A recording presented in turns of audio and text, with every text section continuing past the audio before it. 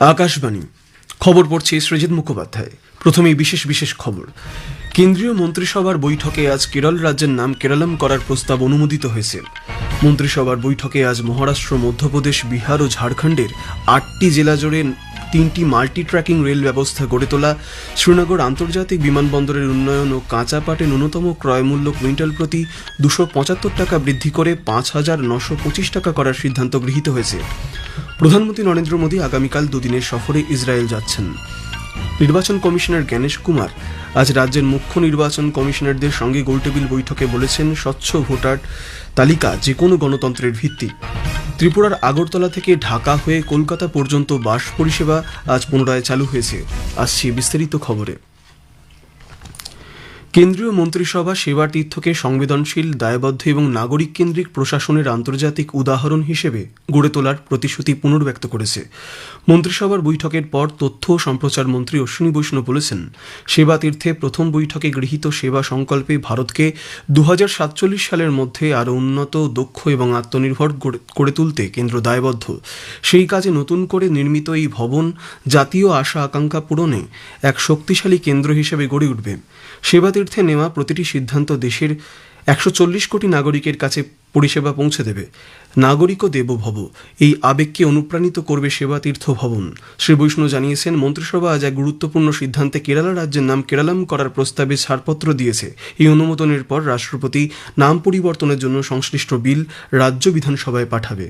जब से भाषा के आधार पर राज्यों के डिलिमिटेशन हुए, तब से एक बड़ी डिमांड थी कि केरला का नाम केरलम होना चाहिए। इस डिमांड को आज यूनियन कैबिनेट ने अप्रूवल दिया। आज इस फैसले के बाद में माननीय राष्ट्रपति जी Kerala alteration of name bill 2026 ये राज्य की विधानसभा के पास भेजेंगे और उनके राज्य की विधानसभा के निर्णय के आने के बाद में भारत सरकार इसमें अगला स्टेप लेगी। অর্থনীতি বিষয়ক কেন্দ্রীয় কমিটি সিসিইএ মহারাষ্ট্র, মধ্যপ্রদেশ, বিহার ও ঝাড়খণ্ডের ৮টি জেলা জুড়ে রেলের ৩টি মাল্টি ট্র্যাকিং প্রকল্পে অনুমোদন দিয়েছে। ৯,০৭২ কোটি টাকা ব্যয়ে এই প্রকল্পগুলির কাজ ২০৩০-৩১ সালের মধ্যে সম্পন্ন হবে। এই প্রকল্পগুলি হল গোন্দিয়া জব্বলপুর রেললাইনের ডাবলিং এবং বিহারের পুনারাক ও কিউল এবং ঝাড়খণ্ডে গামহারিয়া এবং চান্ডিলের মধ্যে অতিরিক্ত তৃতীয় ও চতুর্থ লাইন। তিনি বলেন, এর ফলে ভারতীয় রেলের নেটওয়ার্ক বর্তমানের তুলনায় আরও ৩০৭ কিলোমিটার বাড়বে। মন্ত্রী জানান, সিসিইএ শ্রীনগর আন্তর্জাতিক বিমানবন্দরে ১,৬৭৭ কোটি টাকার একটি সিভিল এনক্লেভ গড়ে তোলার অনুমোদন দিয়েছে। কাশ্মীর উপত্যকা উড়ান পরিকাঠামো এবং যোগাযোগ ব্যবস্থা আরও শক্তিশালী করে তুলতে এক গুরুত্বপূর্ণ মাইল ফলক। নিরাপত্তা রক্ষীদের জন্য একটি ব্যারাকও তৈরি করা হবে এই এনক্লেভে। একই সঙ্গে কেন্দ্রীয় মন্ত্রিসভা ২০২৬-২৭ বিপণন বর্ষে কাঁচা পাটে ন্যূনতম সহায়ক মূল্যে ছাড়পত্র দিয়েছে। 3D গ্রেডের কাঁচা পাটে ন্যূনতম সহায়ক মূল্য ধার্য করা হয়েছে কুইন্টাল পিছু ৫,৯২৫ টাকা। গত বিপণন বর্ষের তুলনায় এই মূল্য আরও ২৭৫ টাকা বেশি। প্রধানমন্ত্রী নরেন্দ্র মোদী আগামীকাল দুদিনের ইসরায়েল সফরে রওনা হবেন। এই নিয়ে তিনি দ্বিতীয়বার সে দেশে সফর করছেন।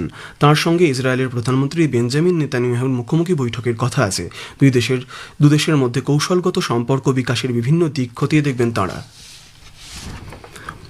প্রধানমন্ত্রী নরেন্দ্র মোদী আজ কৃত্রিম মেধার প্রভাব সংক্রান্ত সদ্য সমাপ্ত শিখর সম্মেলনের সাফল্য বর্ণনা করে কেন্দ্রীয় মন্ত্রী হরদীপ সিং পুরীর লেখা একটি প্রবন্ধ সমাজ মাধ্যমে শেয়ার করেছেন। শ্রী মোদী বলেছেন, এই প্রবন্ধে কেন্দ্রীয় মন্ত্রী কিভাবে ভারত তার নিজস্ব সাংস্কৃতিক ঐতিহ্য থেকে প্রেরণা নেয় সে বিষয়ে বিস্তৃত আলোচনা করেছেন। তিনি আরও বলেন, ভারত সবসময় মনে করে তথ্যক্ষেত্রে সার্বভৌমিকতা সবচেয়ে জরুরি। মুখ্য নির্বাচন কমিশনার জ্ঞানেশ কুমার স্বচ্ছ ভোটার তালিকার উপরে জোর দিয়ে বলেছেন, তা হল গণতন্ত্রের মূল ভিত্তি। তিনি আজ নতুন দিল্লির ভারত মণ্ডপমে নির্বাচন কমিশন এবং রাজ্য নির্বাচন কমিশনারদের গোল টেবিল বৈঠকে অংশ নিয়ে বলেন, ভোটার তালিকায় বিশেষ নিবিড় সংশোধন প্রক্রিয়া এসআইআর এর উদ্দেশ্যই ছিল সমস্ত যোগ্য ভোটারকে তালিকায় অন্তর্ভুক্ত করে অযোগ্যদের তা থেকে বাদ দেওয়া। Apart from electoral rolls, making them pure and making them accessible, making them easy for identifying a voter who should be a citizen of India, the Commission also stresses the transparency and ease of voting. তিনি আরও বলেন, বিহারে প্রথমেই প্রক্রিয়া শুরু হয় এবং কোনো রকম সমস্যা ছাড়াই সেখানে তা সম্পন্ন হয় নির্বিঘ্নে। জ্ঞানেশ কুমার আরও বলেন, বর্তমানে যে 12টি রাজ্য ও কেন্দ্রশাসিত অঞ্চলে এসআইআর প্রক্রিয়া চলছে তার মধ্যে পশ্চিমবঙ্গ বাদে 11টিতেই চূড়ান্ত ভোটার তালিকা প্রকাশিত হয়েছে। ভোপালের একটি সভায় প্রধানমন্ত্রী নরেন্দ্র মোদী সম্পর্কে অপমানজনক মন্তব্য করায় বিজেপি আজ বিরোধী দলনেতা রাহুল গান্ধীর কড়া সমালোচনা করেছে। নতুন দিল্লিতে সাংবাদিক সম্মেলনে দলের নেতা বাঁশুরি স্বরাজ বিরোধী দলনেতাকে উদ্দেশ্য করে বলেন, তিনি সবসময় ঘৃণা, নেতিবাচক কথা ও অরাজকতা ছড়িয়ে থাকেন। গণতন্ত্রে বিরোধীদের বিশেষ ভূমিকা রয়েছে বটে, কিন্তু ভারতের দুর্ভাগ্য যে এদেশের বিরোধী দলনেতা রাহুল গান্ধী কেবলই হতাশা, ঘৃণা ও নৈরাজ্য ছড়িয়ে চলেছেন। বাণিজ্য ও শিল্পমন্ত্রী পীযূষ গোয়েল গতকাল কানাডার আন্তর্জাতিক বাণিজ্য মন্ত্রী মানিন্দর সিং সিধুর সঙ্গে বৈঠক করেন। বৈঠকে সর্বাত্মক অর্থনৈতিক সমঝোতা নিয়ে আলোচনা হয়েছে। এক সোশ্যাল মিডিয়া পোস্টে শ্রী গোয়েল বলেছেন, আলোচনায় উভয় পক্ষ আগামী দিনে প্রতিনিধি পর্যায়ের বৈঠকে বাণিজ্য চুক্তিগুলি আরও মজবুত করার বিষয়ে মতবিনিয়োগ করবেন। উত্তর রেলে জম্মু রেল বিভাগ জম্মু ও শ্রীনগরের মধ্যে বন্দে ভারত এক্সপ্রেস চালু করার জন্য প্রস্তুতি চূড়ান্ত পর্যায়ে রয়েছে। জম্মু বিভাগের সিনিয়র ডিভিশনাল কমার্শিয়াল ম্যানেজার উচিত সিংহাল জানিয়েছেন, আসন্ন ছুটির মরশুমের আগেই এই পরিষেবাটি শুরু করার প্রচেষ্টা চলছে। দিল্লি পুলিশ জানিয়েছে, কৃত্রিম মেধা শিখর সম্মেলন চলাকালীন যুব কংগ্রেসের তথাকথিত বিক্ষোভের ব্যাপারে বেশ কিছু তথ্য প্রমাণ পাওয়া গিয়েছে। ক্রাইম বেঞ্চের বিশেষ কমিশনার ডিসি শ্রীবাস্তব আজ সাংবাদিকদের উদ্দেশ্যে জানান, অপরাধ দমন বিভাগের আন্তঃরাজ্য শাখা বিষয়টি নিয়ে অনুসন্ধান চালাচ্ছে। আজকের প্রসঙ্গে এবারের বিষয়ে সম্প্রতি হয়ে যাওয়া এআই সামিট এবং ভারতের সম্ভাবনা। কৃত্রিম বুদ্ধিমত্তা বিশেষজ্ঞ সৌম শুভ্র রায়ের সঙ্গে কথা বলেছেন কাশফিন নাহার। আকাশবাণী সংবাদ বিভাগ প্রযোজিত অনুষ্ঠানটি শুনবেন আজ রাত 8টায় গীতাঞ্জলি ডিটিএইচ বাংলা এবং আকাশবাণী সংবাদ কলকাতা সোশ্যাল মিডিয়া প্ল্যাটফর্মে। খবর শুনছেন আকাশবাণী থেকে। ত্রিপুরার আগরতলা থেকে ঢাকা হয়ে কলকাতা পর্যন্ত বাস পরিষেবা আজ পুনরায় চালু করা হয়েছে। বাংলাদেশের বর্তমান রাজনৈতিক পরিস্থিতির প্রেক্ষিতেই সিদ্ধান্ত বলে মনে করা হচ্ছে। ত্রিপুরার পরিবহন মন্ত্রী সুশান্ত চৌধুরী এবং রাজ্য পরিবহন কর্পোরেশনের চেয়ারম্যান সমীর রায় আজ আগত যাত্রীদের স্বাগত জানানোর জন্য উপস্থিত ছিলেন। দ্বিপাক্ষিক বাণিজ্য ও পর্যটনে বাংলাদেশের নতুন নির্বাচিত সরকারের ইতিবাচক পদক্ষেপ গ্রহণে আশা প্রকাশ করেছেন ত্রিপুরার পরিবহন মন্ত্রী।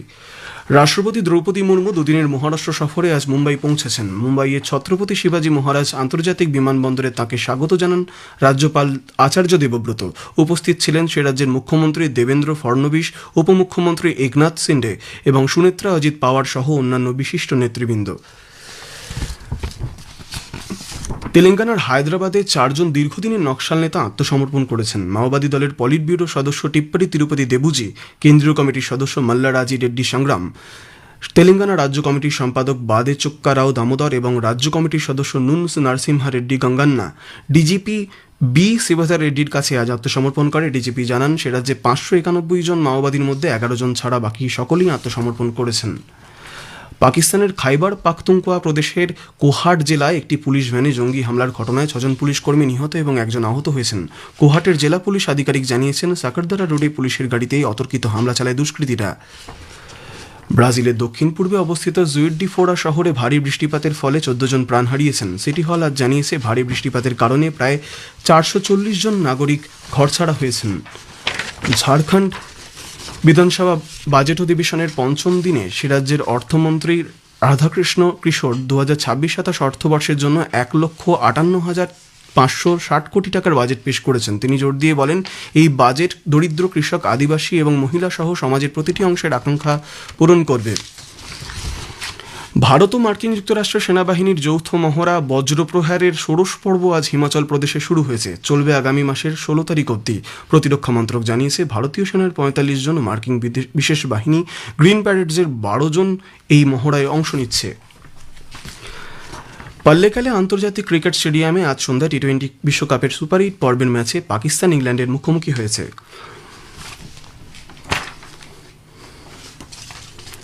শেষ করার আগে খবরের বিশেষ কিছু অংশ আরেকবার। কেন্দ্রীয় মন্ত্রিসভার বৈঠকে আজ কেরল রাজ্যের নাম কেরলম করার প্রস্তাব অনুমোদিত হয়েছে। মন্ত্রিসভার বৈঠকে আজ মহারাষ্ট্র, মধ্যপ্রদেশ, বিহার ও ঝাড়খণ্ডের 8টি জেলা জুড়ে 3টি মাল্টি ট্র্যাকিং রেল ব্যবস্থা গড়ে তোলা, শ্রীনগর আন্তর্জাতিক বিমানবন্দরের উন্নয়ন ও কাঁচা পাটের ন্যূনতম ক্রয়মূল্য কুইন্টাল প্রতি 275 টাকা বৃদ্ধি করে 5,925 টাকা করার সিদ্ধান্ত গৃহীত হয়েছে। প্রধানমন্ত্রী নরেন্দ্র মোদী আগামীকাল 2 দিনের সফরে ইসরায়েল যাচ্ছেন। নির্বাচন কমিশনার জ্ঞানেশ কুমার আজ রাজ্যের মুখ্য নির্বাচন কমিশনারদের সঙ্গে গোলটেবিল বৈঠকে বলেছেন, স্বচ্ছ ভোটার তালিকা যে কোনো গণতন্ত্রের ভিত্তি। খবর এখনকার মতো এই পর্যন্তই। এর পরবর্তী সংবাদ শুনুন 7টা বেজে 50 মিনিটে।